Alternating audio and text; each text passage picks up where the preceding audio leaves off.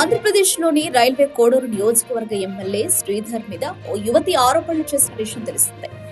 సంచలన విషయాలతో ఆమె నిన్న విలేకరులకు కీలకమైన వివరాలు అందించింది. ఈ నేపథ్యంలోనే కొన్ని వీడియోలు సోషల్ మీడియాలో హల్చల్ చేస్తున్నాయి.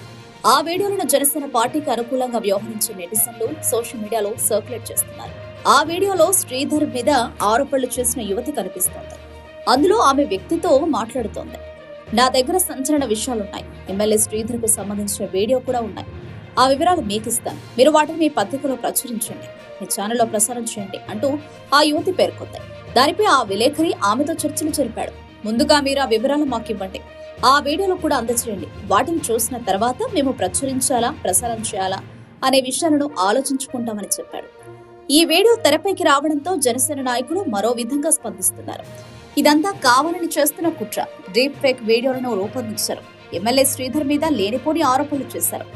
కూటమి ప్రభుత్వాన్ని ఇబ్బంది పెట్టేందుకు ప్రయత్నాలు చేస్తున్నారు. శ్రీధర్ మీద ఆరోపణ చేయడానికి ముందు చాలా కుట్రలు జరిగాయి.